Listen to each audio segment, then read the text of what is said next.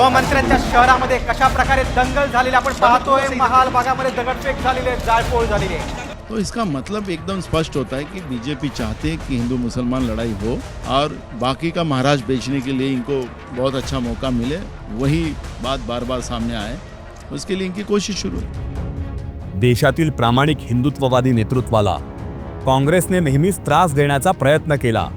आजही मीडियामधील pseudo left liberal श्वान काँग्रेसच्या इशाऱ्यावर बंडल अग्रलेख, खोटे न्यूज रिपोर्ट्स तयार करून प्रामाणिक नेत्यांचं प्रतिमाभंजन करतात।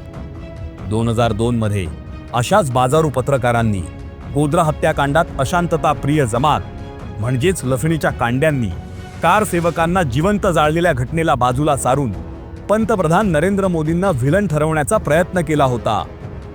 सध्या रमजानचा महिना सुरू आहे, अशा काळात राष्ट्रवादी मुसलमान असं कुठलंही कृत्य करणार नाही ज्याने त्यांच्या पवित्र सणाला गालबोट लागेल।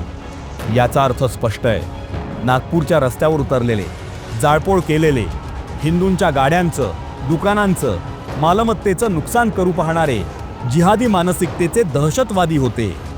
पण त्यांनी नागपूरलाच का टार्गेट केलं? तर त्याचं उत्तर आहे मुख्यमंत्री देवेंद्र फडणवीस। देवेंद्रजींनी ड्रग्ज विरोधात, बांगलादेशी रोहिंग्यांविरोधात कारवाई सुरू केली।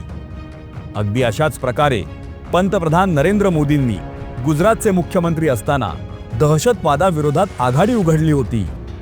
म्हणूनच तेव्हा जिहाद्यांनी आणि हिंदुत्व विरोधी राजकारण्यांनी मोदींना टार्गेट केलं होतं।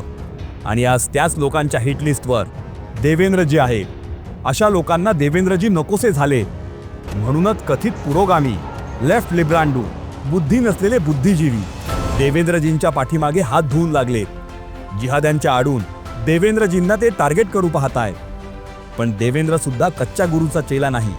आपल्या गुरुप्रमाणेच, पंतप्रधान नरेंद्र मोदीजींप्रमाणेच तो सुद्धा जिहादी प्रेमी विरोधकांना पुरून उरेल यात शंका नाही। त्यामुळे बाजारू मीडियाला एक्सपोज करण्यासाठी हा व्हिडिओ लाईक आणि जास्तीत जास्त शेअर करायला विसरू नका।